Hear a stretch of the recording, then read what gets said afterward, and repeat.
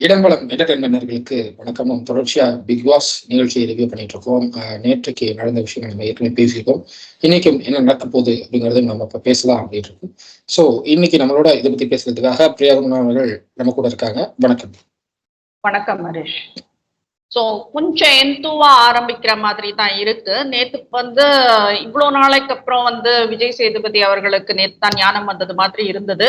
So ஒரு விஜய் சேதுபதியோட ஹாஸ்ட ஒரு big பாஸோட ஹாஸ்ட 70 நாள் கழிச்சு நாங்க பார்க்க வேண்டிய சூழ்நிலை அமைஞ்சது. பட் ஸ்டில் லேட் தேன் நெவர்ன்ற மாதிரி ஒரு என்ன சொல்றது, ஒரு நல்ல ஒரு இது கண்டென்ட் கொடுத்தது, இல்ல ஒரு நல்ல ஒரு ஷோ நேத்து பண்ணினாருன்றது ஒரு சந்தோஷமான விஷயம்தான். ஸோ பாசிட்டிவ் வைப்லயே போகலாம் அப்படின்றது தான். நேத்து எப்படி இருந்தது ஷோ? நேற்று தான் இன்னொரு 5 வாரம் என்னமோ தான் இருக்குங்கிறப்போ நேற்றுக்கு தான் கொஞ்சம் ஒரு விஜய் சேதுடைய ஃபாஸ்டிங் கொஞ்சம் நல்லா இருந்தது பார்த்தேன். இது இவ்வளவு நாள் நீங்க யாரெல்லாம் ரோஸ் பண்ணணும் அப்படின்னு சொல்லி எல்லாரும் கேட்டுட்டு இருந்தாங்களோ அவங்க எல்லாரும் கரெக்டா ரோஸ் பண்ணிட்டு இருந்தீங்க. எனக்கு தெரிஞ்சு இப்போதான் ஷோல என்ன நடக்குதுங்கிறத புரிஞ்சுக்கிறாரு விஜய் சேதுபதி அப்படின்னு. ஏன்னா வீக் டேஸ்ல என்னென்னலாம் நடக்குது அப்படிங்கிறத ரொம்ப கொஞ்சம் தெளிவா புரிஞ்சுக்கிட்டு அதுக்கேற்றபடி அவருடைய கேள்விகள் இருந்ததை பார்க்க முடிஞ்சது. ஸோ வீக் டேஸ்ல என்னெல்லாம் நடந்திருக்கு அப்படிங்கறத நோட் பண்ணிருக்காரு. நோட் பண்ணிட்டு அதுக்கப்புறம் தான் அதை கேள்வி கேட்டிருக்காரு அப்படிங்கறத பார்க்க முடியுது. அண்ட் அது மட்டும் இல்லாம இதுவரைக்கும் இல்லாத வகையில அருணுடைய விஷயத்துக்கு ஒரு வாய்ஸ் ஓவர்லயே அவர் பேசினாரு. இது வரைக்கும் எந்த சீசன்லயும் நான் அப்படி பார்த்தது கிடையாது. எந்த சீசன்லயும் அப்படி நடந்தது கிடையாது. பரணி நான் எனக்கு பிக் பாஸ் சீசனே வேணாம், நான் போறேன்னு சொல்லி எதிரி குதிக்கும் போது கூட ஹாஸ்ட்ல இருந்தோ இல்ல பிக் பாஸ் டீம்ல இருந்தோ பெரிய அளவுல வாய்ஸ் ஓவர் வந்த மாதிரி தெரியல. பட் இந்த முறை ஹாஸ்ட் அந்த விஷயத்துக்கு ரொம்பவே ஓப்பனா வாய்ஸ் ஓவர் கொடுத்து பேசுறாரு அப்படிங்கிறப்போ அந்த இம்பார்ட்டன்ஸ் இவ்வளவு கண்டஸ்டன்ட்க்கு எவ்வளவு இம்பார்ட்டன்ஸ் கொடுக்குறாருங்கிறத புரிஞ்சுக்க முடியுது. ஏன்னா அவரே ஒரு இன்டர்வியூல சொல்லியிருக்காரு. அவரே ஒரு இன்டர்வியூல சொல்லியிருக்காரு, நான் ஒரு 10 பேரை நான் ரெக்கமெண்ட் பண்ணிருக்கேன் இந்த ஷோக்கு அப்படின்னு. அந்த 10 பேர் யாருங்கிறது தெரியல, தெரியாது. ஆனா யாரும் செலக்ட் ஆகலன்றதையும் சொல்லியிருக்காரு. ஆமா.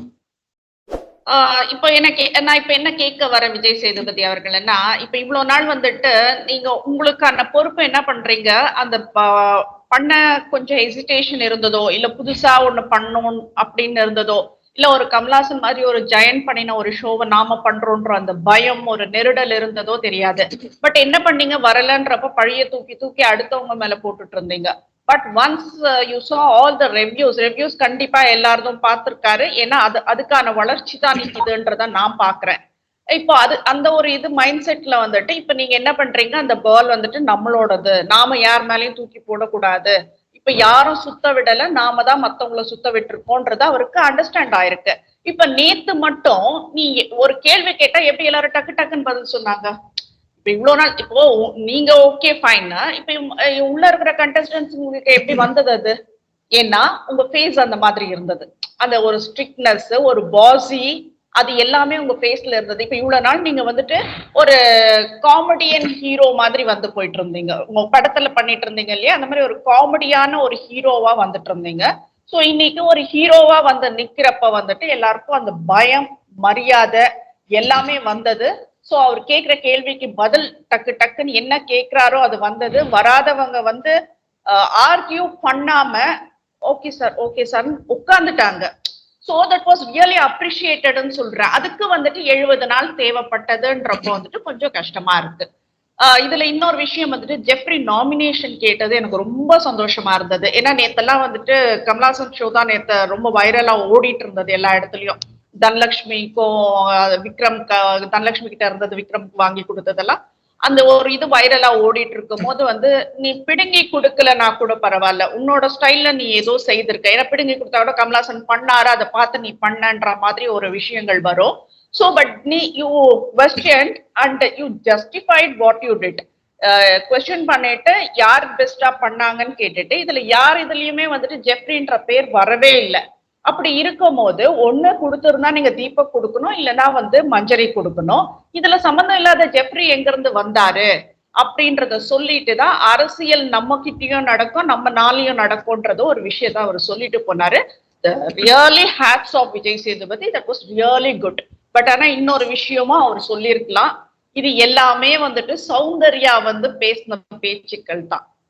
ஏன்னா ஜெஃப்ரிய கூப்பிட்டுட்டு நீ இப்படி எல்லாம் வாங்காதடா, நீ நாமினேஷனுக்கு வந்த அங்க வின் பண்ணி வந்தாதான்டா உனக்கு கெத்து, இல்லைன்னா எல்லாரும் பரிதாபப்பட்டு நீ ஜெயிக்கிற மாதிரி ஆயிடும்னுட்டுன்னு. இந்த மாதிரி நல்ல விஷயங்கள் எல்லாம் சௌந்தர்யா சொல்றப்பதான் வந்து ஜெஃப்ரி விலகி விலகி போனாரு. லைக் நம்ம ஸ்டார்டிங் டேஸ்ல இருந்து பாக்குறப்போ சௌந்தர்யா வந்துட்டு ஒண்ணுமே பண்ணலன்ற மாதிரி எல்லாருமே பாத்துட்டு இருந்தாங்க.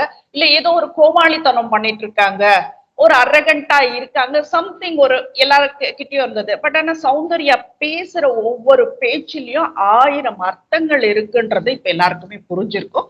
இட் வாஸ் ரியலி கிரேட்ன்றத பாக்குறேன். ரொம்பவே மெச்சூர்டா பேசுறாங்க. உங்களுடைய ஒவ்வொரு வார்த்தைகளும் வந்து அதுக்கு பின்னாடி 1000 அர்த்தங்கள் இருக்குங்கிறது புரிஞ்சுக்க முடியுது. உண்மையை சொல்லணும்னா கேப்டன்சி டாஸ்க்ல வந்து ஜெஃப்ரி கூப்பிட்டு பேசினதாகட்டும், அதுக்கப்புறம் நாமினேஷன் ஃப்ரீ பாஸ் இஷ்யூல ஜெஃப்ரிட்ட பேசினதாகட்டும், எல்லாமே வந்து ஏதோ ஒரு இடத்துல தான் வந்து இதெல்லாம் ஃபேஸ் பண்ணியிருக்கோம் அப்படிங்கிற மாதிரி அவங்களுடைய கருத்துக்களை வெளிப்படுத்தினாங்க. உண்மையும் அதுதான். ஆக்சுவலா அவங்க வந்து அவங்களுடைய கேமையும் பார்த்துருக்காங்க, மற்றவங்க எப்படி ஆடுறாங்க அப்படிங்கிறதையும் நல்லா கவனிச்சிருக்கிறத பார்க்க முடியுது. அந்த வார்த்தைகள் அப்படிதான் இருந்தது. ஸோ மற்றவங்களுடைய கேம் எல்லாம் ரொம்பவே அழகா அப்சர்வ் பண்ணி அவங்க வந்து ஜெஃப்ரிக்கு சொல்லும் போது அது அந்த அறிவுரை கேட்க வேண்டிய இடத்துல ஜெஃப்ரி கண்டிப்பா இருக்காருன்னு நான் பாக்குறேன். இருக்கணும்ன்றது சொல்றேன். ஏன்னா நீ இப்ப வளர்ற பையன், நீ இந்த மாதிரி நல்ல விஷயங்கள் தான் நீ கத்துக்கணுமே தவிர, இப்ப என்ன ஆச்சு, இப்ப விஜய் சேதுபதி ஆகட்டும், இல்ல அங்க இருக்கிறவங்களாகட்டும், எல்லாம் இப்போ இருந்த ஆடியன்ஸ், அங்க இருந்த ஆடியன்ஸ், இங்க இருந்த ஆடியன்ஸ் எல்லாருக்குமே இப்ப எப்படி தோணுது, நீ வாங்கின அந்த நாமினேஷன் ஃப்ரீ பாஸ் எல்லாரும் பரிதாபப்பட்டு ஏதோ அங்க ஒரு பாலிடிக்ஸ்ல உனக்கு கிடைச்சதுன்னு. So you have no skill அப்படின்றத காட்டுது. உனக்கு எந்த டேலண்ட்டுமே இல்லைன்றது இது காட்டுது. இததான் சௌந்தர்யா நல்ல விஷயமா சொல்றாங்க. உனக்கு அது பிடிக்கல, உனக்கு அந்த நாமினேஷன் ஃப்ரீ பாஸ் கொடுக்கறதுக்காக நீ திரும்ப போயிட்டு சத்யா கிட்டயும் அருண் கிட்டயும் ஒட்டிட்ட பாரு, அதுதான் பச்சோந்தித்தனம். அது உண்மையில உனக்கு இல்லாத ஒரு நம்பிக்கை. அந்த நம்பிக்கை தன்மை நீ இழந்துட்டன்றதான் நான் சொல்ல வரேன். இப்ப இந்த விஷயத்துல வந்துட்டு முத்து கூட ஒரு இது சொல்றாரு, சத்யா வந்துட்டு ஒரு குட் சோல். ஏன்னா வந்து இந்த ஜெஃப்ரி சத்யாவோடவே ஒட்டிட்டு இருந்தான், திடுதுப்புன்னு அந்த கோவா கேங்குக்கு போயிட்டான். அப்புறம் அவ்வளவு நாள் வரவே இல்லை. சரி பாத்தியானா அவனுக்கு கொஞ்சம் கஷ்டமா இருந்தது. ஜெஃப்ரி அப்படி பண்ணது வந்துட்டு ஆல் ஆஃப் அ சடன் அப்படி பண்ணது கஷ்டமா இருந்தது. But when he came back, அந்த கேங்கை விட்டுட்டு when he came back வந்துட்டு நீ ஏன்டா போனன்னு ஒரு வார்த்தை கூட கேட்காம கட்டி அணைச்சு சேர்த்துட்டாரு. சோ அந்த மாதிரி ஒரு சூழல்லாம் இங்க இருக்கிறது ரொம்ப கஷ்டம்னுட்டு முத்து ஒரு வார்த்தை சொன்னாரு. சோ இதுதான் வந்துட்டு ஜெஃப்ரிக்கு சொல்றது. இப்போ அந்த பாஸ் யார் கொடுத்தது, எல்லாரையும் கேட்டாக்க யார் பண்ணதுனாக்கா அருண் அண்ட் சத்யா. இப்ப சத்யா வந்துட்டு ஃபர்ஸ்ட் எவிக்ட் ஆயிட்டு வெளியில போயிட்டாரு, மாட்டிட்டது அருண் தான் இப்போ. சோ நான் என்ன கேக்குறேன், ஒருத்தருக்கு ஏன் அந்த மாதிரி ஒரு பாச கொடுக்குறீங்க? இப்ப what Manjari side is correct. அவங்க என்ன சொன்னாங்க, மஞ்சரி அதுக்கு நீங்க வந்துட்டு யாருக்கு பாஸ் கொடுக்கணும்னு எல்லாரும் கையை தூக்க சொல்லுங்க, எதுக்கு டாஸ்க் கொடுக்குறீங்கன்னு கேட்டாங்க. That is fair. அவங்க கிட்ட கேள்வியில நியாயம் இருந்தது. சோ அதுதான் நடந்ததாங்க. அப்போ ஜெஃப்ரி வந்துட்டு தெரியுது உனக்கு யார்கிட்ட போனா என்ன ஆகணும் வேலைன்றது உனக்கு தெரியுது. இது என்ன சொல்றது, கன்னிங்னஸ்ன்றதை தாண்டி இது வந்துட்டு ஒரு சீட்டிங்ன்ற மாதிரி நான் பாக்குறேன். ஜெஃப்ரி மேல இருந்த மரியாதை சுத்தமா போயிடுச்சு. இப்ப கூட வந்துட்டு ஒரு இடத்துல எனக்கு என்ன தெரிஞ்சது அப்படின்னா, அன்ஷிதாவுக்கும் பவித்ராவுக்கும் இந்த சைட்ல, அதாவது மஞ்சரி ஆகட்டும், சௌந்தர்யா ஆகட்டும், ஜாக்லின் ஆகட்டும், இல்ல மத்த கண்டஸ்டன்ட் ஆகட்டும், அவங்க எல்லாம் வந்து இந்த நாமினேஷன் ஃப்ரீ பாஸ் வாங்குறதுல அவங்களுக்கு விருப்பம் இல்லை அப்படிங்கிறதும் நேற்றைய எபிசோட்ல தெரிஞ்சது. ஏன்னா அன்ஷிதாவும் பவித்ராவும் என்ன காரணம் அப்படிங்கிறத வெளிப்படுத்தாமலே வந்து நாங்களும் ஜெஃப்ரிக்கு சப்போர்ட் பண்றோம் அப்படிங்கிற ரேஞ்சுக்கு தான் போயிருக்காங்க. அண்ட் பவித்ரா வந்து அதாவது ஜெஃப்ரி எந்த அளவுக்கு நம்புறாங்கன்னா, ஜெஃப்ரிக்கு நம்ம என்ன வேணாலும் பண்ணலாம் அப்படிங்கிற ஒரு இடத்துக்கு போறாங்க அப்படின்னு தான் பாக்குறேன் நான். நீங்க அவ்வளவு விட்டு கொடுத்து நீங்க வந்து ஜெஃப்ரிக்காக நீங்க பண்ணணுங்கிற அவசியம் இல்லை. நீங்க உங்களுடைய கேம் ஆடினா நீங்க சஸ்டெயின் ஆவீங்க, இல்லைன்னா நீங்க வெளியில போவீங்க, ஜெஃப்ரி உள்ள இருப்பாரு. இதுதான் வந்து விஷயம். பவித்ராவுக்கு அது புரியுதா என்னன்னு தெரியல, பட் ஜெஃப்ரிக்கு அது நல்லாவே புரியுது அப்படின்னு தான் நான் பாக்குறேன். ஏன்னா ஜெஃப்ரி வந்து அவரால் புரிஞ்சுக்க முடியுது எங்க இருந்தா நம்மளுக்கு வந்து என்ன ப்ளஸ் இருக்கு, எங்க இருந்தா நம்மளுக்கு என்ன மைனஸ் இருக்கு அப்படிங்கிறத ஜெஃப்ரியால நல்லா புரிஞ்சுக்க முடியுது. அதுக்கேற்றபடிதான் அவருடைய மூமெண்ட்ஸும் இருக்கிறத நான் பாக்குறேன். ஸோ அந்த வகையில பவித்ரா கொஞ்சம் கேர்ஃபுல்லா இருக்கணும் அப்படிங்கறதான் நான் எக்ஸ்பெக்ட் பண்றது. தெரியல எனக்கு இருக்கிறது ஒரு 5 வாரம். இந்த 5 வாரத்துல நீங்க கேர்ஃபுல்லா இருந்து நீங்க இந்த 5 வாரத்துக்கு கொஞ்சம் தெளிவா ஓட்டினா கூட உங்களுக்கு வந்து கடைசி 2 வீக்ஸ் வரைக்கும் நீங்க சஸ்டெயின் ஆகிறதுக்கு வாய்ப்புகள் இருக்கு அப்படிங்கிறதுதான் பவித்ராக்கு நான் சொல்ல வேண்டிய விஷயமா இருக்கு. சஸ்டெயின் ஆகி அவங்க என்ன பண்ண போறாங்கன்றது தான் கேக்குறேன். என்ன ஒரு 2 பாத்திரம் தேய்ச்சி வைக்க போறாங்க. அது தவிர அங்க ஒண்ணும் நடக்க போறது இல்ல. சோ பவித்ரா வந்துட்டு அந்த இப்ப ஹவுஸ் கீப்பிங் வேலைக்கு போன மாதிரி தான் போயிருக்காங்க அங்க. இப்ப இந்த லேபர் விஷயம் எல்லாம் நம்ம அப்புறம் வரலாம். இதுல நேத்து சத்யா எவிக்ஷன் வந்துட்டு அவரு ரொம்ப சந்தோஷமா வெளியில போன மாதிரி காட்டிக்கிட்டாலும் he never expected it. அது வந்துட்டு அந்த எவிக்ஷன் என்ன கேட்டாக்கா அது கரெக்டான எவிக்ஷன் தான் சொல்வேன் நானு. ஏன்னா நீ வெளியில போறேன்னு 10 வாட்டி சொல்றப்ப சரி கிளம்பு போ அப்படின்னு சொல்லிட்டு கதவு திறந்து விடுறதுல தப்பு கிடையாது.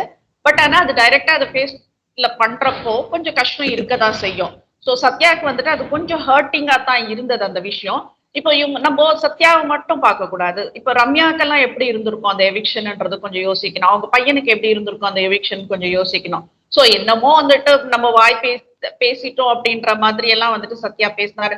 ஆனா அவருக்கு அவ்வளவு வார்த்தை சொல்லி கூட முன்னாள் எல்லாம் வந்துட்டு முத்துக்கிட்ட எல்லாம் அவர் பேசுறது என்னன்னாக்கா ரயானோட ஃபேஸ் சேஞ்ச் ஆயிடுச்சு. ஏன்னா அவன் தான் எவிக்ட் ஆக போறான்.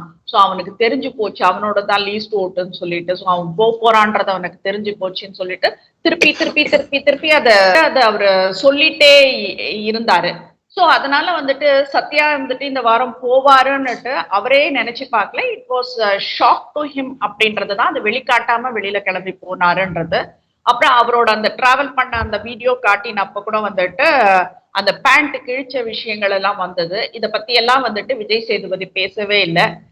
எனக்கு தெரிஞ்சு வந்துட்டு அந்த டிராவல்து காட்டினது வந்துட்டு சத்யாக்கு எப்படி இருந்ததோ தெரியாது. விஜய் சேதுபதிக்கு கண்டிப்பா அது பிரிக்கிங்கா இருந்திருக்கும் அப்படின்றத நான் சொல்ல வரேன். உனக்கு எப்படி இருந்தது சத்யாவோட சத்யா எவிக்ட் ஆனது என்னை பொறுத்தவரை அவருக்கு ரொம்ப நல்ல விஷயம். நான் அவரு அதுக்கு மேல ஒரு கேம் ஆடலாங்க. அவருடைய கேமே அங்க ஒண்ணும் இல்லை அப்படின்னு நான் பாக்குறேன். கம்ப்ளீட்டா எம்டியா இருந்தாரு. அடுத்து என்ன ஸ்டெப் எடுக்கிறது அப்படின்னு அவருக்கு தெரியல.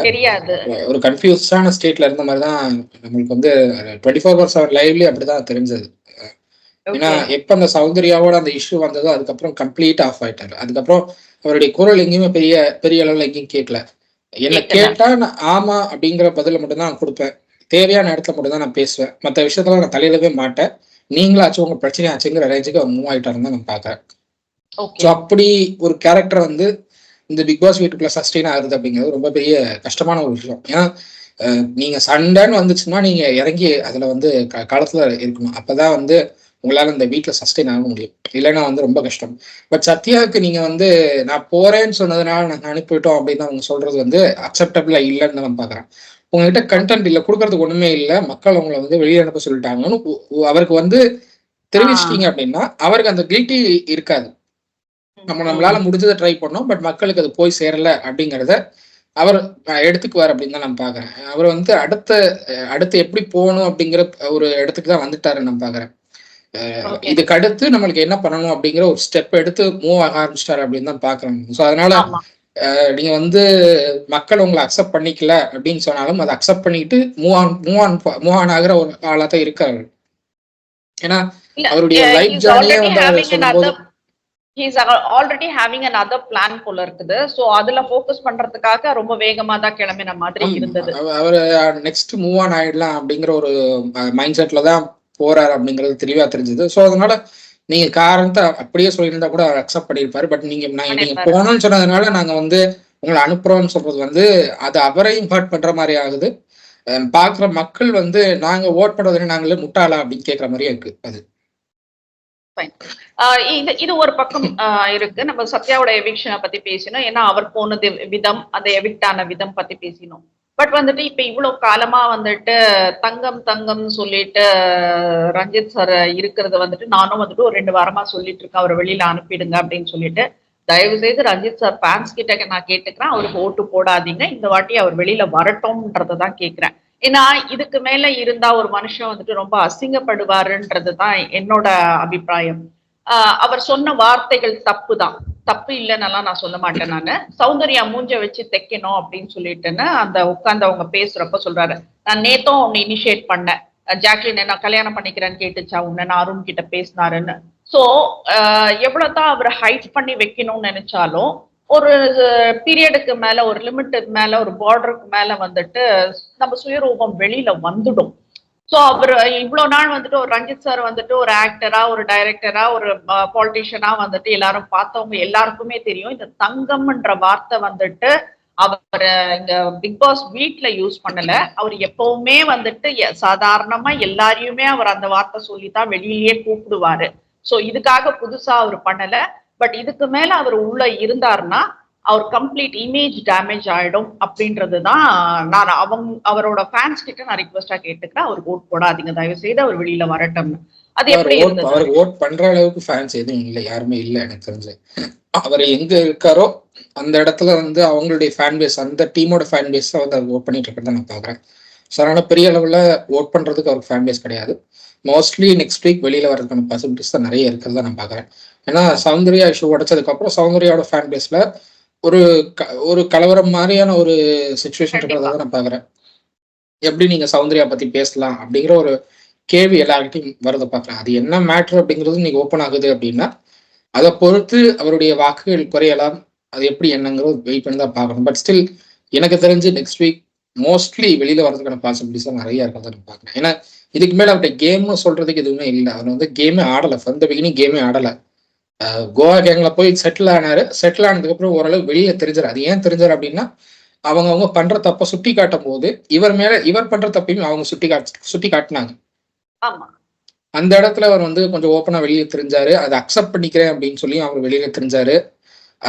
ஒரு கட்டத்துல வந்து ஜாக்லின் வந்து அந்த கேமே ஸ்பாயில் பண்ணி கொண்டு போகும்போது அப்பவும் அவர் வந்து அவர் பாதிக்கப்பட்ட மாதிரி வெளியில தெரிஞ்சாரு. இதுதான் வந்து இந்த 3 இடத்துலதான் அவர் வெளியில தெரிஞ்ச மாதிரி பார்த்தது. மற்றபடி அவர் கேம் எதுவும் பெருசா ஆடல. சோ அதனால எனக்கு தெரிஞ்சு மோஸ்ட்லி நெக்ஸ்ட் வீக் வெளியில வரதுக்கான பாசிபிலிட்டிஸ் நிறைய இருக்கு. கேம் ஆடலனாக்கா ஓகே, ஹெல்த் இஷ்யூ, ஏஜ் ஃபேக்டர்னு ஏதாச்சும் ஒரு ரீசன் நாம சொல்லிக்கலாம்னு வச்சுக்கோ. பட் ஒரு லீடர்ஷிப் கூட உங்களால பண்ண முடியலன்றப்போ வந்துட்டு ரொம்ப வருத்தமான விஷயமா இருந்தது. ஹெல்த் இஷ்யூஸ்ங்கிறது எல்லாருக்குமே ஹெல்த் இஷ்யூஸ் இருக்கு. ஏஜ் வைஸா எல்லாருக்குமே ஹெல்த் இஷ்யூஸ் இருக்குதான் சொல்லுங்க. சேரன் அவர் வந்து பிக் பாஸ் வீட்டுக்குள்ள போனாரு. அவருடைய கேம் என்னவோ அது ஆடினாரு. அவரால் முடியலன்னு சொல்லும் போது நான் கிவ் அப் பண்ணிட்டாரு. அவரு நான் இதுக்கு மேல பெருசா ஒண்ணு ஆடுறதுக்கு இல்லை அப்படின்னு கிவ் அப் பண்ணிட்டாரு. வெளியில வந்துட்டாங்க, அவர் வெளியில அனுப்பிட்டாங்க, வெளியில வந்துட்டாரு. அதுக்கு மேல நான் என்னோட எஃபர்ட் நான் போட்டேன், நான் வந்து அதுக்காக நான் வந்து உள்ளதான் இருப்பேன் அவரும் சொல்லல, அவங்களும் நீங்க இருக்கணும்னு சொல்லல. அவருடைய கேம் என்னமோ அதை கொடுத்தாரு. இதுக்கு மேல ஒண்ணுமே இல்லை என்கிட்ட கொடுக்கறதுக்கு, எந்த எந்த கேம் பிளேயும் இல்லை அப்படின்னு சொல்லி அவரும் ஓப்பன் அப் ஆனதுக்கு அப்புறமா தான் வெளியில அனுப்பிச்சாங்க. ஸோ அந்த வகையில ரஞ்சித் அவர்களும் அதை எடுத்துக்கணும் அப்படின்னு தான் நான் பாக்குறேன். ரஞ்சித்தும் தன்னால கேம் ஆட முடியல அப்படிங்கறத அக்செப்ட் பண்ணிட்டு அவர் கொஞ்சம் ஓப்பன் அப்பா சொன்னா கொஞ்சம் பெட்டரா இருக்கும் அப்படின்னு நான் பாக்குறேன். கண்டிப்பா. ஏன்னா நான் ரஞ்சித் அவர்களையும் சரி, ஆனந்தராஜன் அவர்களையும் சரி, 2 பேரையும் வந்து நான் அரசியல் ரீதியா எனக்கு நல்ல தெரிஞ்ச ஆளுங்க 2 பேருமே. ஆனந்தராஜனை வந்து வில்லனா இருந்தாலும் அவருடைய கேரக்டர் எப்படின்னா, தன்னால முடியல அப்படின்னா என்னால முடியலப்பா அப்படின்னு சொல்லுவாரு. ரஞ்சித் அவர்கள் வந்து எதையுமே விடாம நான் எப்படியாவது ட்ரை பண்ணிடுறேன் கடைசி வரைக்கும் எழுதிட்டு போற ஒரு கேரக்டர் தான் ரஞ்சித் அவர்களுடைய கேரக்டர். அந்த கிவ் அப் பண்ணிருங்கிற நீங்க வந்து கடைசி வரைக்கும் எழுதிட்டு போயிட்டு முடியலன்னு சொல்லி அந்த இடத்துல விடுறதுக்கு இப்பவே நீங்க கிவ் அப் பண்ணிடுங்க. என்னால இதுக்கு மேல ஒரு கண்டென்ட் கொடுக்க முடியலன்னு கிவ் அப் பண்ணிடுங்க. அதுதான் உங்களுக்கும் நல்லது, பாக்குற ஆடியன்ஸும் அப்பதான் வந்து உங்களை அக்செப்ட் பண்ணிக்குவாங்க வருங்காலத்துல அப்படின்னு நான் சொல்லுவேன். கண்டிப்பா. ஏன்னா இப்பவே வெளியில வந்தா இருக்கிற கொஞ்சம் நெஞ்ச மரியாதையை காப்பாத்திட்டு வர மாதிரி இருக்கும். இன்னும் கொஞ்சம் போனாக்க ரொம்ப டேமேஜ் ஆயிட்டு வருவாருன்றதுதான் என்னோட ஒப்பீனியன். அதுக்காக மட்டும் சொல்லப்பட்ட ஒரு விஷயம். இப்ப நம்ம பவித்ரா பத்தி நீ பேசுறப்போ வந்துட்டு பவித்ரா எதுக்கு அங்க இருக்காங்க, அட்லீஸ்ட் ஒரு 2 பாத்திரம் தேய்க்கிறதுக்காச்சும் தான் அங்க இருப்பாங்க அப்படின்றதான் நான் சொல்ல வந்தேன். ஆனா அவங்க வந்துட்டு என்னமோ இவ்வளவு நாள் ஒரு சாதனை சாதிச்சுட்டா மாதிரி எங்கேயோ ஒரு ஓரத்துலதான் இருப்பாங்க. இந்த ஒரு சண்டை நடக்கிற இடத்துல சுத்தி கும்பல் இருக்குவாங்க பாரு, அதையும் தாண்டி அதுக்கு மேல எங்கேயோ இந்த மாடி மேல எல்லாம் ஏறி நின்று கொஞ்சம் விலகி இருந்து ஏதாச்சும் கல்லுகளை பற்ற போதுன்னுட்டு விலகி இருந்து பார்ப்பாங்க பாரு. அந்த மாதிரி ஒரு இடத்துலதான் வந்துட்டு பவித்ரா இவ்வளவு நாளும் வந்துட்டு சர்வைவ் ஆயிட்டு இருக்காங்க அந்த வீட்டுல. பட் ஆனா அவங்க அருணை பத்தி ஒரு இது சொல்றாங்க, தான் பிடிச்ச முயலுக்கு வந்துட்டு 3 காலுன்னுட்டுன்னு நம்புறவர் அவரு அப்படின்னுட்டுன்னு நீ அருணை சொல்ற. ஆனா நான் கேக்குறேன் பவித்ரா, அது முயல்னே உனக்கு 70 நாள் ஆகியும் அது தெரியலன்றதான் நான் சொல்ல வரேன். அவருக்காச்சும் அவர் முயலை ஒருத்தர் பிடிச்சாரு, அதுக்கு 3 இல்ல 4 கால் இருந்தது 3 காலுன்னு சொன்னாருன்னு சொல்ற. ஓகேமா, உனக்கு அங்க முயலே எங்க இருக்குதுன்னு தெரியலையே, நான் அதை தானே சொல்லிட்டு இருக்கேன் நானு. அது முயல் தானான்றதும் தெரியல உனக்கு, முயல் எங்க இருக்குன்றதும் தெரியல. 70 நாள் நீ வெறும் அங்க இருக்கிற நம்ம ஒரு சொல்லுவோம் பாரு, இந்த லாஸ்ட் பெஞ்சஸ் எல்லாம் சொல்லுவோம் பாரு, பெஞ்சை தேய்ச்சிட்டு உட்காந்துட்டு இருக்கான்னு சொல்லிட்டு நீ அதை தான் பண்ணிட்டு இருக்க. You are not at all worth for that money the Vijay TV is going to give you. உனக்கு ஒரு குற்ற உணர்ச்சி இருக்கணும், உனக்கு ஒரு மனசாட்சி இருக்கணும். ஏதோ நீ எல்லாத்துக்கும் வந்து கர்மா சொல்ற பாரு, அந்த கர்மா வந்துட்டு என்ன பண்ணோன்றது தெரியல. யூ ரியலி வந்துட்டு you were very idle, you were very lazy in the house. எப்படி நீ அந்த பணம் வாங்க போறன்றது எனக்கு ரொம்ப கஷ்டமா இருக்கு. அதை வச்சு உன்னால எப்படி சர்வைவ் ஆக முடியும்ன்றது எனக்கு ரொம்ப கஷ்டமா இருக்கு. பவித்ரா பத்தி உன்னோட ஒப்பீனியன் என்ன ஹரிஷ்? பவித்ரா வந்து அவங்க கடைசி வரைக்கும் இருக்கணும் அப்படிங்கிறது அவங்களுடைய எண்ணம். அவங்க அப்படிதான் வந்து எக்ஸ்பெக்ட் பண்றாங்க. பட் அதுக்கான கண்டென்ட் எதுவும் கொடுக்கறதா நான் பார்க்கல. ஏன்னா அவங்களுடைய கண்டென்ட் இதுல எல்லாமே வந்து கம்ப்ளீட்டா ஒண்ணுமே இல்லை அப்படின்னு தான் இருக்கு. எப்படி ரஞ்சித் அவர்கள் வந்து கம்ப்ளீட்டா ஜீரோவா இருக்காரோ அதே மாதிரி பவித்ராவும் கம்ப்ளீட்டா ஜீரோவா இருக்கிறதா பாக்குறேன் நான். ஸோ அவங்க சஸ்டெயின் ஆகுறதுங்கிறது ரொம்ப சவாலான ஒரு விஷயம். பட் ஏன் சஸ்டெயின் ஆகுறாங்க அப்படின்னா, மற்ற எல்லா கண்டஸ்டன்ஸும் வீக்கான மற்ற எல்லா கண்டஸ்டன்ஸும் வந்து கண்டினியூஸா நாமினேஷன் அந்த ப்ராசஸ்க்கு வந்து வெளியில போறதுனால இவங்க வந்து சஸ்டெயின் ஆகிட்டு வராங்க. இந்த 5வது இடம் 6வது இடத்துல கம்ப்ளீட்டா அப்படியே தேங்கி நிக்கிறாங்க இவங்க. அந்த முதல் 6 பேர் 7 பேர் அந்த லெவலுக்கு வந்துட்டாங்க அப்படின்னா அதுக்கப்புறம் வெளியில போறது எனக்கு தெரிஞ்சு பவித்ராவா தான் இருக்கும் அப்படின்னு பாக்குறேன் நான். ஏன்னா அது வரைக்கும் நீங்க வந்து தேங்கி நிக்கலாம், அதுக்கப்புறம் வந்து உங்களை வந்து வெளியில அனுப்புறதுக்கு பாசிபிலிட்டி தான் நிறைய இருக்கும். ஸோ நீங்க இனிமே நீங்க கேம் ஆட முடியாது. ஏன்னா இன்னொரு 5 நாள் தான் இருக்கு, கேம் ஆட முடியாது. அட்லீஸ்ட் இருக்கிற அந்த 5 வாரத்துல ஒரு 2 வாரம் நீங்க இருக்க போறீங்க அப்படின்னா அந்த 2 வாரம் வந்து முடிஞ்ச அளவு நீங்க கண்டக்ட் கொடுங்க அப்படின்னு தான் சொல்லுவேன். ஏன்னா இந்த வாரம் வந்து முத்துக்குமார் நாமினேஷனுக்கு வரல, அவர் வந்து நாமினேட் ஆகல இந்த வாரம். அதனால வந்து அவருடைய ஃபேன்ஸ் என்ன பண்ணிட்டாங்க அப்படின்னா கீழே வேற யாராவது எலிமினேட் பண்ணணும் அப்படிங்கிறதுக்காக பவித்ராக்கு ஓட் போட ஆரம்பிச்சாங்க. அது என்ன ஆயிடுச்சு அப்படின்னா முத்துக்குமாரன் ஃபேன்ஸுக்கும் சௌந்தர்யா ஃபேன்ஸுக்கும் ஒரு கான்ஃபிளிக்ட் ஆயிடுச்சு அந்த இடத்துல. நீங்களா நாங்களா பார்க்கலாம் அப்படின்னு ஒரு கான்ஃபிளிக்ட் ஆனதுனால அந்த இடத்துல பவித்ரா மேல கொண்டு வந்தே ஆகணுங்கிற ஒரு வெறியில அவங்க வந்து ஓட் பண்ண ஆரம்பிச்சாங்க. ஸோ அதனால உங்களுக்கு வந்து ஒரு குறிப்பிட்ட அளவு ஓட்டு வந்திருக்கு. பட் இந்த ஓட்டு முத்துக்குமாரன் நாமினேஷனுக்கு வந்தார் அப்படின்னா உங்களுக்கு சத்தியமா கிடைக்காது. அவர் வந்து கம்ப்ளீட்டா ஒரு 20% ஓட்டு வாங்குவாரு, சௌந்தர்யா ஒரு 20% ஓட்டு வாங்குவாங்க, ஜாக்லின் ஒரு 15% ஓட்டு வாங்குவாங்க, அருண் ஒரு 14% ஓட்டு வாங்குவாரு.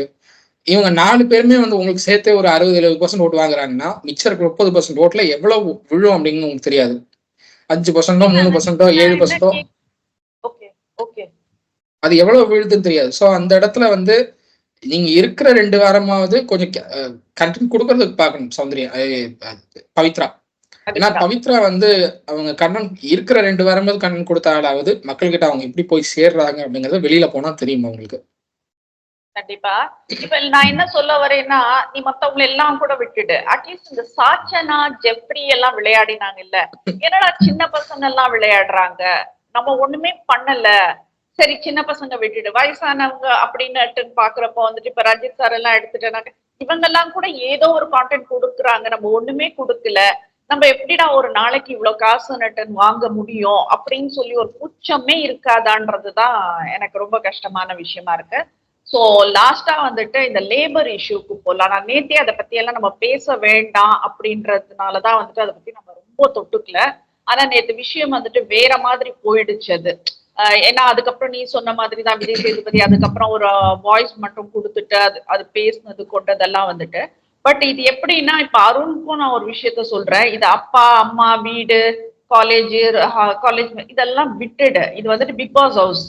நம்ம இன்னும் குழந்தைங்க கிடையாது ஒரு மோட்டிவேஷன் கொடுத்துட்டு உட்காந்துட்டு இருக்கிறதுக்கு. அப்பா அம்மானா கூட அப்பாவுக்கு ஒரு வேலை இருக்கும், அம்மாவுக்கு ஒரு வேலை இருக்கும், 2 பேரும் ஒரே வேலையை செய்ய போறது கிடையாது. இப்ப நான் என்ன சொல்றேன்னா, this was started by Deepak, not Arun. அதை தான் நான் சொல்ல வரேன். இப்ப நீ இப்ப அவங்க அந்த ஸ்கில் லேபர்ன்னு சொல்றாங்க, அந்த ஸ்கில் வந்துட்டு நான் அக்செப்ட் பண்றேன், கிச்சன்ல இருக்கிறது வந்துட்டு ஸ்கில்ஃபுல்லான ஒர்க் அக்செப்ட் பண்றேன், ஏன்னா ஐ எம் குக்கிங்ன்றதுனால நான் சொல்ல வரேன். ஏன்னா ஒவ்வொருத்தருக்கும் ஒரு ஸ்கில் என்னதான் நம்ம பார்த்து கத்துக்கிட்டாலோ இல்ல பழகி கத்துக்கிட்டாலோ அந்த கைப்பக்குவம்ன்றதெல்லாம் எல்லாருக்கும் எல்லா இடத்துலயும் வராது. இப்ப நம்ம எவ்வளவு நாள் அந்த டி நகர் சாம்பாருக்கெல்லாம் வந்துட்டு அந்த இட்லி நெய் சாம்பார் எல்லாம் இது பண்ணிட்டு இருந்தோம், இன்னைக்கு எல்லா இடத்துலயும் வந்திருக்கு. பட் ஸ்டில் டி நகர்ல அன்னைக்கு இருந்த சாம்பார் இன்னைக்கு கிடைக்கிறது இல்ல, மாறிடுச்சு, டேஸ்ட் மாறிடுச்சு, பக்குவம் மாறிடுச்சு. அதேதான் நான் சொல்ல வரேன். இப்போ எங்க அம்மாவுக்கு வந்துட்டு ஒரு எண்ணெய் கத்திரிக்காய் குழம்பு நல்லா வைக்க தெரியும்னாக்கா எனக்கு வராது, அது அவ்வளவு எங்க அம்மா செய்யற அளவுக்கு வராது, ஓரளவுக்கு நான் வைப்பேன். இப்ப என் பொண்ணும் ஒரு மசால் வடை நல்லா செய்யறா அப்படின்னாக்கா எனக்கு வராது, அது என்னோட அடுத்த ஜென்ரேஷன் தானே. எனக்கு வராது. ஸோ ஸ்கில்ன்றது வந்துட்டு அவங்க கையில என்ன இருக்கோ அவங்களோட கைப்பக்குவம் என்னவோ அதுதான். ஸோ கிச்சன்ல சும்மா நீ பார்த்து கத்துக்கிற மாதிரி எல்லாம் வந்துட்டு விஷயங்கள் அங்க இல்ல. இதுல வந்துட்டு ஸ்கில்டு அப்படின்னு சொன்னது வந்துட்டு ஏத்துக்கக்கூடிய ஒரு விஷயம். ஐ அக்செப்டட். இப்ப அந்த விஷயத்துக்கு நான் வரல. ஸோ தீபக் வந்துட்டு கிச்சன் டீம் ஸ்கில்டுன்னு சொன்னதை வந்துட்டு நான் அப்ஜெக்ட் பண்ணல. I agree with that. But லேபர்ன்ற வார்த்தை எதுக்கு வந்துட்டு வாண்டடா அந்த இடத்த எடுக்கணும்ன்றதுதான் என்னோட கேள்வி. இது என்ன ஆச்சுன்னா, நீ லேபர் நான் ஸ்கில்டு அப்படின்னுட்டு அந்த ஸ்கில்லுக்கும் லேபருக்கும் ஒரு ஈகோ கிளாஷஸ் ஆயிட்டு அப்படி ஒரு பிரச்சனை போயிட்டு சரி இன்னும் பேச வேண்டான்ற மாதிரி போயாச்சு. மறுநாள் காலையில அந்த மனுஷன் எழுந்திரிச்சு வந்தாக்க ட்விஸ்டர்னு ஆரம்பிச்சது தீபக் தான். He didn't start. Arun didn't start it. Deepak வந்து ஜாக்லின் பார்த்து நடிகை அப்படின்னாரு. ஜாக்லின் வந்து நீங்க நடிகைன்னு சொல்லுங்க நான் அக்செப்ட் பண்ணிக்கிறேன் அப்படின்னாங்க. ஏன்னா அவங்க கொடுத்த பேர் அதுதான் நடிகை அப்படின்னு அந்த பேர் கொடுத்த வாங்க நடிகை அப்படின்னாங்க. அது ஜாக்லின் வந்து அக்செப்ட் பண்ணிட்டாங்க. ரொம்ப தேங்க்ஸ்ண்ணா அப்படின்னாங்க. ஸோ அருண் வந்து ட்விஸ்டர் அப்படின்னா அது அவரை குத்துது அப்படின்னா அவர் ட்விஸ்ட் ஆகிறாருன்னு தான் அர்த்தம் அந்த இடத்துல. இல்ல இல்ல தட்ஸ் ஃபைன் தட்ஸ் ஃபைன். அது ட்விஸ்டர்னு கொடுத்தது வந்துட்டு சத்யா தான் கொடுத்தாரு எல்லாம் ஓகே. இப்போ இதே கேக்குறேன், பாய்சன் இல்ல பாஸின்னு சொல்லிட்டு தீபக் ஒரு பேட்ஜ் கொடுத்துட்டு வாங்க பாஸ்ன்னு சொல்லி கூப்பிட்டுருந்தாக்கா தீபக் எப்படி ரியாக்ட் பண்ணிருப்பாரு? கண்டிப்பா அந்த இடத்துல வைக்கிறேன் நானு. இல்ல அதுதான் அந்த இடத்துல யாராவது அந்த பேர் சொல்லி கூப்பிடும் போது நம்மளுக்கு வந்து ரொம்ப ஹர்ட் ஆகுது குத்துது அப்படின்னா நம்மளுடைய கேரக்டர் மாத்திக்கணுங்கிறது தான் நான் சொல்ல வருது. அப்போ பேசுறவங்களும் மாத்திக்கணும், அந்த பேர் வாங்கினவங்களும் அவங்களுடைய கேரக்டர் மாத்திக்கணும். சோ இல்ல இப்ப நான் இப்ப என்ன சொல்ல வரேன்னாக்கா திஸ் வாஸ் ஸ்டார்டட் பை தீபக்ன்றத சொல்ல வரேன். தீபக் வந்துட்டு அது புரிஞ்சிடுச்சு. இது என்ன ஆயிடுச்சுன்னா பேச்சுக்கள் வந்துட்டு அந்த ஹீட் கான்வர்சேஷன் நடந்துட்டு இருக்கிறப்போ வந்துட்டு லேபருக்கு எப்படி கொடுக்கணுமோ நாங்க அப்படி கொடுக்குறோம் காஃபின்ற வார்த்தையை வந்துட்டு தீபக் சொல்லிட்டாரு, வாய் விட்டுட்டாரு. அப்போ வந்து என்ன ஆயிடுச்சு, வெளியில வந்து ஒரு கான்வர்சேஷன் நடக்குது. அப்பதான் வந்துட்டு தீபக் ரியலைஸ் ஆகுது இது வெளியில சொசைட்டில வந்துட்டு அது வேற விதமா போக போகுது. இது வந்துட்டு ஏதோ நம்மள ட்ரிகர் பண்ணி நம்ம ஏதோ வார்த்தையை விட்டுட்டோம், பேசிட்டேன், இப்ப நான் என்ன பண்ணட்டோம்னுட்டுன்னு அந்த கேள்வி கேட்டுட்டாரு அவரு தீபக். இப்ப என்ன ஆகுது, சொசைட்டில வந்துட்டு அந்த லேபர் அண்ட் ஸ்கில்டுக்கு வந்துட்டு ஒரு பெரிய போராட்டம் பிரச்சனை கண்டிப்பா நடந்திருக்கும். இப்ப இஃப் இட் வாஸ் கமலாசன் ஷோல இந்த மாதிரி ஒரு விஷயம் நடந்திருந்தா இது பூதாகரமா கிளம்பி இருக்கும். இப்ப யாரும் பாக்குறது இல்ல பிக் பாஸ் அந்த 3% ரேட்ல வச்சுட்டு வந்துட்டு அந்த என்ன சொல்றது போராட்டம் பண்றவங்க யாரும் இல்லைன்றதுனால அது அப்படியே டம்மியா போயிடுச்சு. இல்லைன்னா கண்டிப்பா இந்த லேபர் விஷயம் வந்துட்டு ரொம்ப பெருசா இருக்கும். தீபக் சொன்ன வார்த்தைக்காக அருண் எல்லாம் நான் சொல்லல. அருண் எப்படின்னா என்னமோ ஒண்ணு மைண்ட்ல வச்சுட்டு என்னமோ ஒண்ணு இப்ப அவரு அருணுக்கு என்னன்னா அந்த தீபக் சொன்னதை வந்துட்டு பெருசுப்படுத்தணும்ன்றதுதான் அவருக்கு. ஹீ ஸ்டார்டட்ன்றதுக்கு தான் வராரு. நான் என்ன சொல்றேன், திரும்ப அந்த லேபர் இஷ்யூவை கொண்டு வராதிங்க, அந்த சொசைட்டில வேற மாதிரி போகும்ன்றதுதான் நான் திரும்ப சொல்லிட்டு இருக்கேன் நானு. இதுல ஒரு இப்போ அந்த என்ன சொல்றது நீயும் நடிகன் நானும் நடிகன்ன்ற மாதிரி தான். இதுல என்ன ஆகுதுன்னா தீபக் வந்துட்டு இந்த சொசைட்டில பெரிய இஷ்யூ ஆக போகுதுன்னுட்டு தெரிஞ்ச உடனே அழ ஆரம்பிச்சிடுறாரு. சோ அழ ஆரம்பிச்சு என்ன சொல்றது 2 பேரை கட்டி பிடிச்சிட்டு யாரு அருணும் தீபக்கும் கட்டி பிடிச்சிட்டு நான் இப்படி நினைச்சு சொன்னா அப்படி நினைச்சு சொன்னேன், இனிமேல் அப்படி பேச வேண்டாம் இப்படி பேச வேண்டாம், நீங்க உள்ள சால்வ் பண்ணிக்கினீங்க ஓகே, ஆனா அந்த லேபரை பத்தி பேசுனீங்க இல்ல. இப்ப நான் அதுதான் கேக்குறேன் நானு. இப்ப இங்க இஷ்யூ ஆகி இருந்தா என்ன ஆயிருக்கும்ன்றதுதான் கேக்குறேன். பிக் பாஸ் டோட்டலா க்ளோஸ் பண்ண வேண்டியதா ஆயிருக்கும். நானு ஓகே இப்ப இதுதான் வந்துட்டு அதுல இருந்த சம்மரி. நான் சம்மரி சொல்லிட்டேன். இதோட மூல காரணம் என்னன்றத நான் சொல்றேன் நானு. இது வந்து ஒரு ஸ்கூல் டாஸ்க் நடக்கிறப்போ இதே தீபக் வந்து வாட்ச்மேனா இருந்த சிவகுமார் கை வச்சதுக்கு வந்துட்டு வாட்ச்மேன் எல்லாம் மேல கை வைக்க கூடாதுன்னு சொன்னாரு. ஓகேவா? அப்போ உன்னோட ஆட்டிடியூட் அங்கேயே அடிக்கப்பட்டிருக்கணும். இட் ஹாஸ் டு பி வார்ன்ட்ன்றத நான் சொல்றேன். why a watchman should not touch a person? ஒரு ஸ்டூடெண்ட் வந்துட்டு ஏன் டச் பண்ணக்கூடாது? வாட்ச்மேனுக்கு எல்லா ரைட்ஸும் இருக்கு, ஏன் தொடக்கூடாதுன்றதுக்கு நீ யாரு? இப்ப என்ன மாதிரி காலத்துல நம்ம வாழ்ந்துட்டு இருக்கோம்? இப்ப என்னதான் பெரிய பெரிய ஸ்கூலா இருந்தாலும் தம்பி போ தம்பி அப்படி ஏதோ ஒரு தோட்ட வேலை பண்ணிட்டு இருக்கிறவங்க மண்ணு படுதுன்றனாக்கா ஒரு அர்த்தம் இருக்கு. வாட்ச்மேன் வந்துட்டு தொடக்கூடாதுன்றதெல்லாம் வந்துட்டு ஒரு பெரிய விஷயமா அது கொண்டு வந்திருக்கணும் விஜய் சேதுபதி. அங்க தவற விட்ட விஷயம் இப்ப இன்னைக்கு இங்க பூதாகரமா வெடிச்சிருக்கு. இது வந்துட்டு வெடிக்க கூடாதுன்றதுக்காக இன்னொன்னும் வந்துட்டு விஜய் சேதுபதி தான் கொண்டு வந்த இன்னொரு முக்கிய விஷயம் நான் சொல்லணும். ஒவ்வொருத்தரையும் இன்வைட் பண்ணிட்டு இருக்கும் போது அந்த ஃபர்ஸ்ட் சொல்றேன், லான்ச் அப்ப சொல்றேன் நானு. தீபக் வரப்ப என்ன சொல்றேன், உன்கிட்ட வந்துட்டு உனக்கு யார் பிடிக்கும்னு கேட்கல, யூ ஹாஸ்டிங் த ஷோ. நீ ஷோவை பத்தி பேசணும், நான் பாஸ் இந்த இடத்துலன்றத நீ சொல்லணும், நீ கெத்தா நிக்கணும். அதை விட்டுட்டு எனக்கு வந்துட்டு இந்த பேர் ரொம்ப பிடிக்கும், டிடி அண்ட் தீபக் பேர் ரொம்ப பிடிக்கும், அடுத்ததா பிரியங்கா அண்ட் மாகாப்பா பேர் ரொம்ப பிடிக்கும்னு சொல்றேன். சோ பிரச்சனை அங்கேயே ஆரம்பிச்சிருச்சு. இப்போ உனக்கு பிடிக்கும் பிடிக்காதுன்றதெல்லாம் வந்துட்டு ஒரு என்ன சொல்றது, ஒரு எக்ஸாமினேஷன் ஹாலுக்கு போறவங்க கிட்ட வந்துட்டு நீ சொல்ல வேண்டிய அவசியம் என்ன இருக்கு? So entire mistake is Vijay Sethupathi's தான். நீ தெரிஞ்சு பேசுறியோ தெரியாம பேசுறியோ, வயசுக்கு ஏத்த மாதிரி பேசுறியோ இல்ல உன் தகுதிக்கு ஏத்த மாதிரி பேசுறியோ, நீ என்ன பேசுறியோ தெரியாது. All mistakes are created by Vijay Sethupathi தான். இது தீபக் அன்னைக்கு கொடுத்த இடம் தான். ஒரு வாட்ச்மேன் தன் மேல கை வைக்க கூடாதுன்றது நின்னது. இப்ப இன்னைக்கு கூட நான் அன்னைக்கு சொன்ன பாரு, கமலஹாசனுக்கு சப்ஸ்டிடியூட்டா வந்து உட்கார்ந்துட்டு இருக்காருன்னு சொல்லிட்டு சும்மா உட்கார்ந்து மானிட்டர் பண்ணிட்டு இருக்காரு. The way he reacts for each and every dialogues நீ பார்க்கணும். ஒவ்வொருத்தரும் பேசுறோம் இப்படி பண்றாரு, அது ஒரு ஸ்டில் எடுத்துட்டு அதை போட்டுட்டு இருக்காங்க. அது வேற தீபக் இப்படி எல்லாம் பண்ணிட்டு இருக்காருன்னு. Who is Deepak? Deepak is also a contestant. நம்ம எப்படி நம்ம சுனிதா ஒரு contestant, சாச்சனா ஒரு contestant, Deepak is also a contestant. If you want to be very bossy நாக்க, let him go out. எதுக்கு பிடிச்சு வச்சிருக்கீங்க? This labor issue was created by Deepak and அதுக்கு மூல காரணம் விஜய் சேதுபதி. இதுதான் வந்துட்டு ஸ்ட்ராங்கா அங்க நிக்கும். சோ இது பிரச்சனை வேற மாதிரி போகும்ன்றதுனாலதான் அவர் வந்து நீ சொன்ன பாரு, இது 8 சீசன்ல வராத ஒரு விஷயம் இது நடந்திருக்குன்னு. அது வந்துட்டு இதுக்கான இதுதான். அடுத்த வாரத்துல எப்படியே அருணை வெளியில அனுப்பிடுவாங்க, அது கன்ஃபார்ம். அது எப்படியே ஒரு 2 வாரத்துல வெளியில அருண் போயிடுவாரு. சோ இதுதான் வந்துட்டு பண்ணிட்டு இருக்காங்க. நீங்க ஒருத்தருக்கு வந்துட்டு பார்ஷாலிட்டி காட்டாதீங்க அந்த இடத்துலன்னு சொல்றேன் நானு. எல்லாரையுமே ஈக்குவலா, இப்போ டல் ஸ்டூடெண்ட் இந்த கிளவர் ஸ்டூடெண்ட் எல்லாம் எக்ஸாமினேஷன் ஹாலுக்கு தேவையே கிடையாது. உனக்கு ஹால் டிக்கெட் கொடுத்துட்டாங்க, நீ பாட்டன் உள்ள போக வேண்டியதுதான். நீ எழுதுற பேப்பரை வச்சு திருத்திட்டா அதுக்கப்புறம் ரிசல்ட் சொல்லுங்க. நீங்க எதுக்கு முதல்ல எனக்கு இவங்கள பிடிக்கும் அவங்கள பிடிக்கும், முத்துவ பேசுறது பிடிக்கும், மஞ்சரி பேசுறத பிடிக்கும், என்னத்துக்கு இதெல்லாம்? இவ்வளோ ஒரு கான்வர்சேஷன் எதுக்கு நீங்க எழுதிட்டு போறீங்க? இந்த பிடிக்கும் பிடிக்கும் பிடிக்கும்ன்றப்போ மத்தவங்களுக்கு என்ன ஆகுது, ஓ நம்மள பிடிக்கல போல, சோ நம்ம பேசுறதெல்லாம் தப்பா இருக்கு.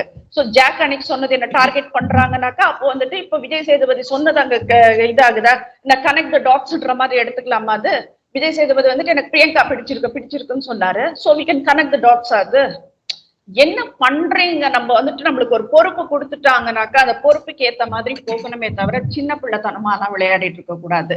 இதுதான் ஹரிஷ் நான் பேச வேண்டியது. இந்த லேபர் இஷ்யூ நான் நேற்று நிஜமாவே எடுக்க கூடாதுன்னு தான் விட்டுட்டேன் நானு. Because it is going beyond the லிமிட்ன்ற மாதிரி இருந்தது. நம்ம வந்துட்டு பேசி பூதாகரமாக்க கூடாது அப்படின்ற ஒரு விஷயத்துக்காக மட்டும்தான் அது பேசப்பட்டது. அதுக்குதான் நான் முத்து பண்ண காமெடிக்கெல்லாம் கூட நான் பேசினேன் நானு, லேபர்ஸ் ஆர் நாட் தட்ன்றது. ஏன்னா நான் ஒரு லெதர் கம்பெனில ஆகட்டும், ஒரு பில்டிங் கன்ஸ்ட்ரக்ஷன் கம்பெனில ஆகட்டும், ஒரு ஹெச்ஆரா இருந்து நிறைய ஒர்க்கர்ஸை நான் பார்த்திருக்கேன். I know they pain. அவங்க போடுற எஃபர்ட் எவ்வளோன்றது எனக்கு தெரியும். So it is not at all a கேம்ன்றது வந்துட்டு புரிஞ்சுக்கணும் எல்லாரும். ஸோ இந்த லேபர் இஷ்யூ வந்துட்டு இதோட பிக் பாஸ்ல முடிச்சுக்கினாக்க எல்லாருக்குமே நல்லது.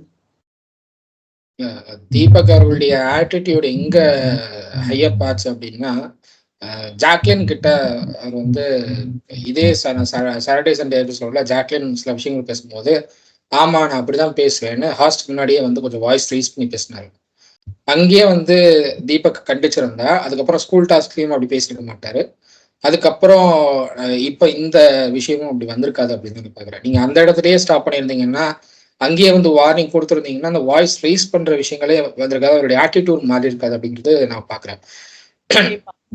பட் இந்த லேபர் ஓரியன்டட் தீபக்க வந்துட்டு பாயிண்ட் அவுட் பண்ணி சொல்லணும்ன்றதுதான் அருணோடது. அதுக்குதான் அவர் வந்துட்டு ஒரு அந்த விஷயத்தை எலாஸ்டிக் மாதிரி இழுத்துட்டு இருக்காரு. நான் என்ன சொல்றேன், விட்டுடு, இதோட இழுக்காதன்ற நான் அருண, உனக்கு கண்டிப்பா நியாயம் கிடைக்க போறதுல விட்டுடு அது அதோட அப்படின்றதான் நான் சொல்றேன். இல்ல ஸ்கில் ஓரியன்டட் லேபர் ஓரியன்டட் அவர் சொன்னது தப்பு. அதாவது அந்த லேபருக்கு நான் இவ்வளவுதான் கொடுப்பேன் அப்படின்னு, அந்த டீ இவ்வளவுதான் கொடுக்க முடியும் அப்படின்னு சொன்னதை வந்து தப்பு. அதை பாயிண்ட் பண்ணிருக்கணும் அருண். பட் அதை பாயிண்ட் பண்ணாம லேபர்னு நீ எப்படி என்னை வந்து நேம் பண்ணலாம், ஸ்கில்லுன்னு நீ எப்படி அதை சொல்லலாம் அப்படிங்கிறத பாயிண்ட் அவுட் பண்ணாரு. அதை தான் வந்து அருண் பண்ண பெரிய தப்பை நான் பார்க்குறேன். நீங்க எதை பாயிண்ட் அவுட் பண்ணணுமோ அதை விட்டுட்டு தேவையில்லாத விஷயத்தெல்லாம் நீங்க பாயிண்ட் அவுட் பண்ணி கொண்டு போனதுனாலதான் விஷயம் உங்களுக்கு அகேன்ஸ்டாவே போயிருக்கு. அருண் வந்து கொஞ்சம் தெளிவா எதை பாயிண்ட் அவுட் பண்ணணும்னு யோசிச்சு பண்ணியிருந்தா இந்த விஷயமே வேற மாதிரி போயிருக்கும் அப்படின்னு தான் நான் பாக்குறேன். அந்த இடத்துல வந்து அருண் சம்மந்தமே இல்லாத விஷயத்த வந்து பாயிண்ட் அவுட் பண்ணி அதை பெருசாக்கணும்னு நினைச்சு கடைசியில் அது அவருக்கு அகேன்ஸ்டாவே திரும்பினதான் நான் பாக்குறது இந்த விஷயத்த. அண்ட் லேபர் ஓரியன்டட், ஸ்கில் ஓரியன்டட்லாம் வந்து இன்னைக்கு எல்லா இடத்துலயும் அந்த வார்த்தைகள் பயன்படுத்தப்படுது.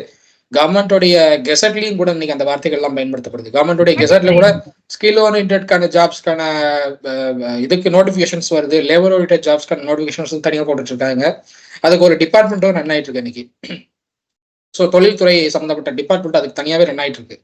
ஸோ இதெல்லாம் இருக்கும்போது அந்த வார்த்தை தப்புன்னு சொல்ல முடியாது. பட் தீபக் சொன்ன விதம், அந்த சொன்ன நீங்க உங்களுக்கு காஃபி லேபருக்கு இவ்வளவுதான் காஃபி டீ கொடுப்போம் அப்படின்னு சொன்னதை அது தப்பு, அதை அவர் வந்து மன்னிப்பு கேட்கணும், அது தப்பு அப்படின்னு அருண் பாயிண்ட் அவுட் பண்ணியிருந்தா பிரச்சனையே இல்லை. அது வந்து தீபக் பண்ண பெரிய தப்பு அதுதான். தீபக் வந்து அந்த வார்த்தையை பயன்படுத்திருக்க கூடாது. அப்படி அவர் பயன்படுத்தின அந்த வார்த்தை தப்பு, அதை அருண் பாயிண்ட் அவுட் பண்ணியிருந்தா பிரச்சனை அங்கேயே முடிஞ்சிருக்கும். ஏன்னா என்னை பொறுத்தவரை தீபக் பேசுற தப்பு சாரி கேளுங்கன்னு தீபக் ஒரே வார்த்தை முடிச்சிருக்கலாம். பட் அருண் பாயிண்ட் அவுட் பண்ணது என்னன்னா, லேபர்னு எப்படி நீ சொல்லலாம், எங்களை ஸ்கில் ஓரியன்டட் நீங்க எப்படி சொல்லலாம், நாங்களும் தான் அங்க சமைக்கிறோம், எங்களுக்கும் சமைக்க தெரியும், நாங்க ஒரு 2 நாள் அங்க இன்னும் 3 நாங்களே சமைக்க ஆரம்பிச்சிருவோம் அருண். ஸோ அந்த விஷயம் என்ன ஆயிடுச்சுன்னா, அருண் வந்து இந்த லேபர் ஸ்கில் ஓரியன்டை தாண்டி கம்ப்ளீட் அந்த குக்கிங் டீமே கார்னர் பண்ண ஆரம்பிச்ச மாதிரி போயிடுச்சு. அதுதான் ப்ராப்ளம் ஆச்சு அங்க. கம்ப்ளீட் அந்த குக்கிங் டீமை கார்னர் பண்ணதுனாலதான் அருணுக்கு அகேன்ஸ்டா எல்லாருமே நின்றாங்க. அவர் வந்து தீபக்கோட தனிப்பட்ட முறையில சண்டை போடுறாரு அப்படின்னா அருணுக்கு ஃபேவரா நின்றுப்பாங்க எல்லாருமே. பட் அவர் வந்து கம்ப்ளீட்டா குக்கிங் டீம் கார்னர் பண்ணதுனாலதான் வந்து எல்லாரும் அருணுக்கு அகேன்ஸ்டா நின்னாங்க. அந்த இடத்துல விஷால் இன்னும் ஓப்பனாவே சொல்றாரு, நீ வந்து தீபக் அகேன்ஸ்டா, தீபக் அந்த வார்த்தை சொன்னது மட்டும் தப்பு அப்படின்னு நீ கோட் பண்ணியிருந்தேன்னா எல்லாரும் உனக்கு சப்போர்ட் பண்ணுவாங்க. ஆனா நீ வந்து மொத்த குக்கிங் டீமையும் நீ கார்னர் பண்ற, இது தப்பு அப்படின்னு சொல்லி விஷால் ரொம்ப ஓப்பனா சொன்னப்போ கூட என்னடா ஆச்சு உங்களுக்குலாம் அப்படின்னு விஷாலுக்கு அகேன்ஸ்டாவே அருண் பேசுனதை பார்க்க முடிஞ்சது. சோ அந்த இடத்துல விஷாலும் அருணுக்கு அகேன்ஸ்டா ஒரு ஸ்டாண்ட் எடுக்க வேண்டிய நிலைக்கு தான் வராரு. இவரே தள்ளுறாரு, அருணே வந்து தனக்கு அகேன்ஸ்டா எல்லாரையும் மூவ் பண்ற அளவுக்கு தள்ளுறாரு. சோ அருண் வந்து புரிஞ்சுக்கிட்டு பேசினா கொஞ்சம் பெட்டரா இருக்கும். அவர் வந்து எந்த வார்த்தை எங்க கொண்டு போனா என்ன என்ன இஷ்யூஸ் வரும் அப்படிங்கறது தெரிஞ்சுக்கிட்டு எதை பாயிண்ட் அவுட் பண்ணணுமோ அதை யோசிச்சு பாயிண்ட் அவுட் பண்ணா கொஞ்சம் பெட்டரா இருக்கும். கண்டிப்பா கண்டிப்பா. இதுல வந்து இவருக்கு பேச தெரியாம இவர் பேசறத அடுத்தவங்க புரிஞ்சுக்கலன்ற மாதிரி ஒரு மைண்ட் செட்டுக்கு வந்துடுறாரு. இப்ப இன்னைக்கு ப்ரொமோ எல்லாம் பாக்குறப்ப வந்துட்டு இப்ப அந்த விஷால வந்து நேத்து கேக்குறப்போ நினைக்கிறேன் நானு, எப்படி அந்த அந்த விஷயத்தை எப்படி பார்த்தா, அருண் சொன்னது எப்படி பார்த்தேன்னா, is as usual is doing is drama. அது ஒரு என்டர்டைன், ஒரு லேபர் பிரச்சனை, ஒரு சீரியஸான பிரச்சனை போயிட்டு இருக்கு. இவர் வந்துட்டு சார் நான் குளிச்சுட்டு இருந்தேன், நான் வெளியில வந்தேன், டவலை கட்டிட்டு வந்தேன், இப்படி சொன்னாங்க, அப்படி போனேன்னா அப்பயே விஜய் சேதுபதி அப்ப நீ அந்த வார்த்தை சொன்னல, நான் என்ன கேட்டுட்டு இருக்கேன், நீங்க என்ன மோட்ல சொல்லிட்டு இருக்கீங்க பாருங்க. நீ இந்த முதல் வாரத்துல இருந்து செய்திருந்தா இந்த 70வது வாரம் ரொம்ப கொண்டாட்டமா இருந்திருக்கும்ன்றதுதான் சொல்ல வரேன். நேத்து நீ செய்த அத்தனையுமே வந்துட்டு நல்லா இருந்தது. யார் யாரை எங்கெங்க தட்டணுமோ அங்கங்க தட்டிருக்கீங்க. It was really appreciated by everyone. இப்ப இதைத்தான் நாங்க கேட்கிறோம். இது நாங்க வந்து கமலஹாசன் வேணும்னுட்டு நாங்க யாரும் கேட்கல, எங்களுக்கு ஒரு நல்ல ஹாஸ்ட் வேணும்ன்றது தான் கேட்கிறோம். சோ இவ்வளவு நாள் அவர் அவ்வளவு நல்லா பண்ண ஒரு ஷோவை நீங்க ஒரே இதுல வந்துட்டு முடிச்சுட்டு போகலான்னு பாக்குறது வந்துட்டு தப்புன்றதுதான் சொன்னோம். சோ ஒவ்வொரு வாரமும் வந்துட்டு இவங்களுக்கு அடுத்தது இவங்க, இவங்களுக்கு அடுத்தது இவங்க நீங்க சப்போர்ட் பண்ணிட்டு பயாஸ்டா போகாதீங்க. வந்துட்டு விஜய் டிவி பாத்துப்பாங்க, தீபக்க வந்துட்டு விஜய் டிவி பாத்துக்குவாங்க. அவங்க என்ன பண்றாங்களோ அவங்க பண்ணிட்டு போறாங்க, என்ன சேலரி கொடுத்துட்டு போறாங்களோ கொடுத்துட்டு போறாங்க. உங்க வேலையை வரைக்கும் நீங்க பாருங்க. இல்ல உங்களுக்கும் அந்த ரெஸ்ட்ரிக்ஷன்ஸ் இருக்கா இவங்களெல்லாம் காப்பாத்தணும்னு சொல்லிட்டுன்னு எனக்கு தெரியல. சோ இப்படியே போயிட்டு இருக்க வேண்டான்றது தோணுது. The third promo was really goodன்னு நினைக்கிறேன் நான் இன்னைக்கு வந்ததுல. அடுத்து என்ன பண்ண போறீங்க அப்படின்னுட்டு ஒவ்வொருத்தரையா கேட்கும் போது எல்லாருமே ரொம்ப யோசிச்சு பதில் சொல்லிட்டு இருந்தாங்க. லாஸ்ட்ல வந்து சௌந்தர்யா சார் 5 வாரம் தாண்டினதே பெரிய விஷயம் சார், அதுதான் வெற்றியே சார் அப்படின்னுட்டு சர்வசாதாரணமா அந்த பொண்ணு சொல்ற விஷயங்கள் அதெல்லாம் காமெடி கிடையாது. என்ன சொல்றது, அவ்வளவு பிரெயின் இருந்தாதான் அதை பேச முடியும். அந்த வார்த்தைகள் அந்த ஒரு மைண்ட் செட்ல போறாங்க சௌந்தர்யா. எது வருதோ அதை நம்ம ஃபேஸ் பண்ணிக்கலாம் அப்படின்ற ஒரு மைண்ட் செட்ல போறாங்க. அது நல்ல விஷயம். நீங்க வந்து பிளான் போட்டு அந்த பிளான் வந்து எக்ஸிக்யூட் பண்ணி போறதை விட வரது நம்ம வந்து ஃபேஸ் பண்ணிக்கலாம் அப்படின்னு போனா அது வந்து உங்களுக்கு அந்த நேரத்துல என்ன பண்ணணும்னு தோணுதோ அதை பண்ணிட்டா ஈஸியா டேக்கிள் பண்ணிடலாம் ப்ராப்ளம். ஒரு ப்ராப்ளம் வரும், நம்ம வந்து அதை ஃபேஸ் பண்ணணும், இதுக்கு இந்த மாதிரி ஐடியாஸை வச்சுக்கலாம், நம்ம நாளைக்கு இந்த மாதிரி இஷ்யூஸ் வந்துச்சுன்னா நம்ம இப்படி மூவ் பண்ணலாம், அப்படி மூவ் பண்ணலாம்னு ஒரு 2-3 பாத் நம்ம கிரியேட் பண்ணி போனோம் அப்படின்னா போற நம்ம கரெக்டா அந்த ப்ராப்ளம் வரும்போது 3 பார்த்துமே இருக்கும், 3 வழிகளுமே இருக்கும். ஆனா எந்த வழியில போறதுங்கிறது எனக்கு கன்ஃபியூஷன் வந்துடும். அதுதான் வந்து முத்துக்குமரன் கன்டினியூஸா பாயிண்ட் அவுட் பண்ணிட்டு இருக்காரு. சௌந்தர்யா ஒவ்வொரு விஷயத்தையும் அவங்க முடிவு பண்றாங்க, எந்த விஷயம் வெளியில போகணும் அவங்க கிட்ட இருந்து அப்படிங்கறத அவங்க தான் முடிவு பண்றாங்க, டிசைட் பண்றாங்க. அந்த டிசைடிங் ஃபேக்டர் அவங்க தான் இருக்காங்க. அது வந்து மக்கள்கிட்ட நல்லா போய் சேருது. அதனால அவங்க வந்து ஃபைனல் வரைக்கும் வரதுக்கான பாசிபிலிட்டிஸ் இருக்கு. எனக்கு அங்கதான் பயமா இருக்கு அப்படிங்கறத மஜய் கிட்ட ஓப்பனாவே உடைச்சார் முத்துக்குமரன். சோ அந்த இடத்துல சௌந்தர்யா என்ன பொறுத்தவரை ரொம்ப நல்லாவே பிளான் பண்றதான் பண்றாங்க. அவங்க வந்து கோ அண்ட் ஃப்ளோ, அதாவது ஃப்ளோல வர்றதை நம்ம அப்படியே இது பண்ணிக்கலாம், டேக்கிள் பண்ணிக்கலாம். நம்ம என்ன ப்ராப்ளம் வந்தாலும் நம்ம போற வழியில அப்படியே நம்ம வந்து ஃபேஸ் பண்ணிக்கலாம் அப்படிங்கிற ஒரு மைண்ட் செட்ல போறது ரொம்ப நல்ல விஷயம். ஜாக்லினும் வந்து ஒரு பிளான்ல தான் போறாங்க அப்படின்னு நினைக்கிறேன். நம்ம எது வந்தாலும் நான் ஃபேஸ் பண்ணிக்குவேன், நான் வந்து ஃபைட் பண்ணி போலான்னு இருக்கேன் அப்படின்னு சொல்லி ஜாக்லினும் சொல்றாங்க. அதுவும் ஒரு நல்ல விஷயம். ஆனா அந்த ப்ரோமோல வந்து டாப் 4 கண்டஸ்டன்ஸ் யாரு அப்படிங்கறத காட்டின மாதிரி தான் இருந்துச்சு எனக்கு. அதுல விஷால் எப்படி வந்தாருன்றது எனக்கு தெரியல. விஷால் தீபக் 2 பேர்ல யாரோ ஒருத்தர் டாப் 4ல வரத்தான் போறாங்க எனக்கு தெரிஞ்சு. ஸோ அந்த டாப் 4 கொஞ்சம் டாப் 4 டாப் 3 கொஞ்சம் ஓப்பனா தெளிவா ஆயிடுச்சு அப்படிங்கிற மாதிரி நான் பாக்குறேன். முத்துக்குமரன், சௌந்தர்யா, ஜாக்லின் இந்த 3 டாப் 3ல வந்துருவாங்க அப்படிங்கிறது எனக்கு கொஞ்சம் தெளிவாகுது. அந்த 4th பிளேஸ்க்கு தீபக் இல்லைன்னா விஷால் 2 பேர்ல யாரோ ஒருத்தர் வரதுக்கான பாசிபிலிட்டிஸ் இருக்கு. விஷால் வந்து அவருடைய கேமை இனிமேலாவது கொஞ்சம் பெருசா ஆடணும் அப்படிங்கறத எல்லாரோட எக்ஸ்பெக்ட் பண்றது. விஷாலுக்கெல்லாம் வந்துட்டு அகெயின்ஸ்ட் எல்லாம் கிடையாது. விஷால் வந்துட்டு ஃபர்ஸ்ட் டே வந்தப்போ வந்துட்டு ரொம்ப அழகா நம்ம வரவேற்ற ஒரு விஷயம் தான் அது. இப்ப இன்னைக்கு வந்து என்ன பண்ணினாங்க, எவிக்ஷன் எல்லாரையும் எவிக்ட் பண்ணிட்டு கடைசியில வந்து தர்ஷிகாவையும் விஷாலையும் ஹாட் சீட்ல உட்கார வைக்கிறாங்க 2 பேரையும், நீயா நானான்னு. இப்ப 2 பேர்ல யார் ஒருத்தர் போனாலும் இன்னொருத்தருக்கு பெரிய ஹார்ட் பிரேக்ன்றது தெரிஞ்ச விஷயம். சோ அந்த ஒரு நிலைமைக்கு கொண்டு வந்து அதுக்கப்புறம் தான் வந்துட்டு தர்ஷிகாவை எவிக்ட் பண்றாரு. சோ இதெல்லாம் தேவையில்லாத இது அப்படின்றதுதான் சொல்றாங்க. அந்த ஹார்ட் பிரேக் மொமெண்ட் வந்து நீங்க கிரியேட் பண்ணாலும் மக்கள் அதை ரசிக்க மாட்டாங்க. அதுதான் வந்து அவங்க பிக் பாஸ் டீம் தெரிஞ்சுக்கணும் அப்படின்னு நான் சொல்றது. நீங்க வந்து இவங்க ஹார்ட் சீட் கொண்டு வந்து ஹார்ட் பிரேக் மொமெண்ட் கொடுத்தாலும் மக்கள் அதை வந்து அக்செப்ட் பண்ணிக்க மாட்டாங்க. ஏன்னா மக்களுக்கு வந்து இது கேமு, இவங்க வந்து ஒரு கேம் கண்டென்ட் கொடுக்கணுங்கிறதுக்காக இதை ட்ரை பண்றாங்க. இது வரல, இந்த கண்டென்ட் அவங்களுக்கு சரியா வரல, இந்த கிரிஞ்சான லவ் நம்மளுக்கு தேவையில்லை அப்படின்னு சொல்லிதான் வந்து தர்ஷிகா ஓட் பண்ணாமே விட்டாங்க. அந்த இடத்துல நீங்க வந்து ஒரு ஹார்ட் பிரேக் கொடுத்து ஒரு சென்டிமெண்டலா அந்த சீன் அப்படியே கொண்டு போகணும்னு வச்சீங்கன்னா அது செட் ஆகாது. கண்டிப்பா.